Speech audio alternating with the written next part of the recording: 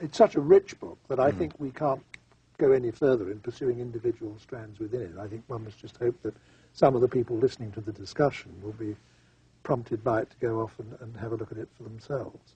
I think we must move on now to the later dialogues of Plato. And when we do, when the move from the middle to the late period of Plato's output shows us another change of character again. Suddenly the dialogues become less literary, dramatic, colourful, etc., and rather more what we might call academic or analytic. Why is that? In my view, they're not actually less dramatic. What happens is that all the effort of irony and imagery that in previous works went into depicting the people undertaking the discussion, that's all now going to the ideas and arguments themselves.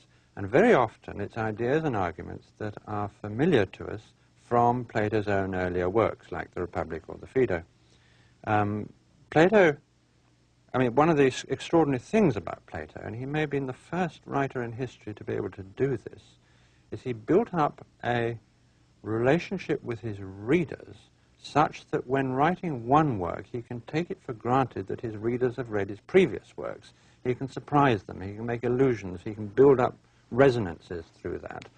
And what he most of all does with that is conduct a sort of public self-scrutiny of his own earlier ideas, relying on us, the readers, to know what they are, but saying, so to speak, don't get too enthused by the Phaedo and the Republic. It was all very fine stuff, I know, but these truths, if they were, are no good to you or to me if we can't defend them against criticism. And maybe they weren't truths anyway. Maybe they were all wrong. So let's take a few of them and subject them to really hard analytical criticism. Now, if you had to single out one of these later dialogues for particular mention, which would you choose? Well, the prime example is the Parmenides, where the tables are turned on Socrates. Socrates puts forward the theory of forms as he stated it in the Phaedo, and is unmistakably the Phaedo. There are various verbal connections with the Phaedo that Plato clearly expects his reader to pick up and say to himself, gosh, the Socrates of the Phaedo is now on the receiving end of the questions. And in fact, old Parmenides, who is talking to Socrates in this dialogue, produces a series of objections and criticisms of the theory of forms, which many philosophers from Aristotle onwards have thought were quite devastating. And Plato doesn't tell us the answer. He produces the criticisms, and you're left to decide for yourself whether they're fair, unfair, and if they're fair, what you're to do about the theory of forms. One of the dialogues, which some people think is late, others think is one of the middle period ones, that doesn't matter, which stands aside from the rest, is the Timaeus, isn't it? Partly because it actually contains more cosmology and science than it does philosophy, but mostly, I think, because it also contains a wonderfully poetic creation myth, not dissimilar, actually, to the one in the book of Genesis that I think we're all familiar with. Now, why did Plato do that? I mean, what I have in mind in asking the question is this. Do you think, for example, he believed it literally, in the way one must assume, I suppose, that the ancient Hebrews literally believed in the book of Genesis? I myself think he did not believe it literally. The question was controversial in ancient times, but Plato's closest associates took the view that Plato presented a narrative of the divine craftsman imposing order on chaos, meaning this to be a vivid way of presenting an analysis of what he took to be the fundamental constituents of the whole universe. He wanted to see the entire universe as a product of order imposed on disorder, and particularly mathematical order, and that, of course, is something very different from Genesis. The divine craftsman is embodying, above all, mathematical intelligence in the world at large. So it's a poetic way of explaining the intelligibility of the world, which has been a mystery for people, actually, from the earliest times until now. Right, and of course, such a general proposition as the proposition that the whole universe is the product of imposing order on disorder isn't a proposition that you can prove either in general or in all its vast detailed ramifications, and Plato is very well aware of this, and that's another aspect, I think, for another reason why he puts it forward as a myth, but a myth which is the guiding inspiration of something that Plato was very serious about. That's a research program in which he enlisted at the Academy all the leading mathematicians of his day.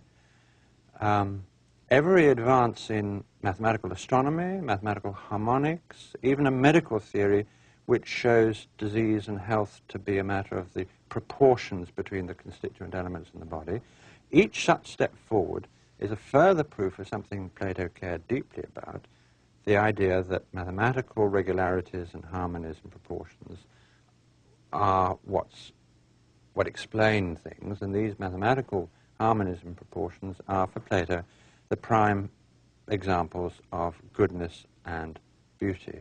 So really, this is a vision for a scientific research program which is to show that goodness and beauty are the fundamental explanatory factors in the world at large. What you're saying now makes me wonder how all this ties up with the Republic. Because when you were talking about the Republic a few minutes ago, one of the things you stressed was that that is, in a sense, a complete philosophy. Well, now, how does what Plato is saying in the Timaeus fit into that apparently already complete philosophy? Well, I think it fits it like a hand fits into a glove, in that what you have in the Republic is a sketch of a program for a scientific, above all a mathematically scientific understanding of nature, which Plato begins to carry out or do his share of in the Timaeus. And indeed, it's the Timaeus which people went to as the statement of Plato's philosophy for a very long time, and it's really only a more recent development which has taken the Republic to be the work of Plato that you go and read. For a long time it was the Timaeus. So what you're saying is that all that cosmology and science in the Timaeus, or you say Timaeus, I say Timaeus, taught in different schools, all that cosmology and science is the working out in practice of possibilities that were canvassed in the Republic. Yes, and the Timaeus presents itself dramatically in its introduction as a continuation, in some sense, of the discussion in the Republic. Yeah. And what's more, this research program, as I called it, that's announced in the Republic as to how astronomy should be done, how mathematical harmonics should be done, was actually done. And behind that academic research program is, that is the starting point of many of the very greatest achievements of Greek mathematical science, down to the astronomy of Ptolemy.